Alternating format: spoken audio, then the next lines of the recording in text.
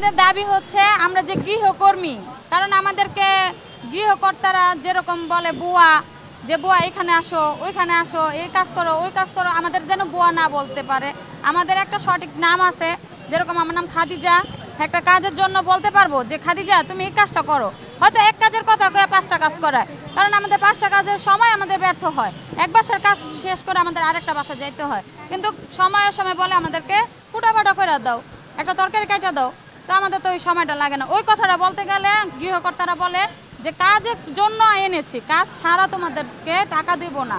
হয়তো একটু ক্যাচাল মেচাল হইলে গৃহকর্তাদের সাথে নির্যাতন করে, যেরকম একটা থাই থাপড় দেয়, বা অনেক কর্তারা আছে যেরকম গরম পানি ফিক্কা মারে, কাজ করতে গেলে বেতন দিব না, বেতন আটকায় দেয়।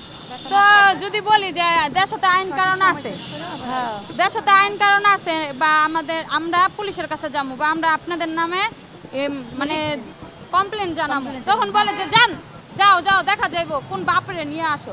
তখন যদি এই কথা বলি তাহলে মনে করেন মার দৌড় করে ঘর থেকে বের করে দেয়, যেরকম এই টাকাটা আটকায় দেয়। আমরা যে মাসিক বেতনটা পাই ওই টাকাটা ঘুরাই, আজকে না কালকে, কালকে না পরশু, এরকম করে টাকা নিয়ে বেতন আটকায় দেয়। মনে করেন আমাদের সরকারের কাছে একটা আবেদন, জানি আমরা মনে করেন গৃহকর্মী, আমাদের হয়তো উচ্চ শিক্ষিত নায়িকা, আমরা কিন্তু কাজ করে খেতে পারি, আমরা কিন্তু হাত পাইতা কেউর কাছে খাই না, হয়তো কেউর বাসায় কাজ করে খাই, নিজে তো একটা মানুষ, আমাদের যেন নাম ধরে ডাকে। আর সরকারের জানানো হচ্ছে যেন আমাদের বুয়ার উপরে বা একজন গৃহকর্মীর উপরে যেন নির্যাতন না হয়। আমাদের দাবি একটাই, আমাদের ন্যায্য পাওনা আমাদেরকে দেওয়া উচিত। আর আমাদের একটা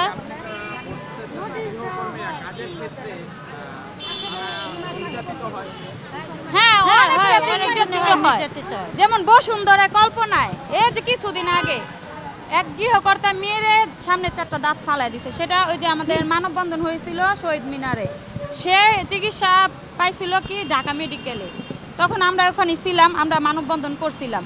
তো আমাদের দাবি একটাই, যেন গৃহকর্মীর উপরে যেন কোনো সময় নির্যাতিত না হয়। আর আমাদের দাবি প্রাপ্য বেতনটা যেন দেওয়া হয়।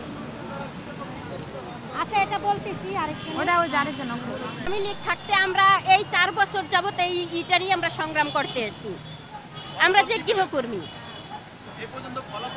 ফলাফল যেরকম আশা দিয়ে রাখে, তোমাদের যে নীতিমালাটা ওইটা শ্রম আইনে অন্তর্ভুক্তি করা হবে শ্রমিক হিসাবে, কিন্তু আশা এখনো পূরণ হয় নাই।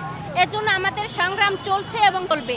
যতদিন পর্যন্ত আমাদের এটা শ্রম আইনে অন্তর্ভুক্তি না হবে ততদিন পর্যন্ত আমরা রাজপথে দাঁড়াবো এবং এই মিছিল মিটিং আমরা করে যাব। আপনি কয় বাসায় কাজ করেন? দায়িত্ব আমাদের দাবি তো অনেকগুলো, স্পেসিফিক মানে কোন কোন দায়িত্বটা এখন স্বাভাবিকভাবে মেনে নিলে আপনারা এই পদ থেকে সরে দাঁড়াবেন? আমরা প্রথমত শোনেন, আমাদের প্রথমত শ্রম আইনে অন্তর্ভুক্তি করার পর আমাদের নির্দিষ্টভাবে যে বেতনটা, নির্দিষ্ট টাইমে যে বেতনটা, সপ্তাহে একটা ছুটিটা, এরকম যে নীতিমালাগুলো যেগুলি দাবি দেওয়াগুলো আছে, এগুলো পূরণ করলে আমরা গরিব হিসাবে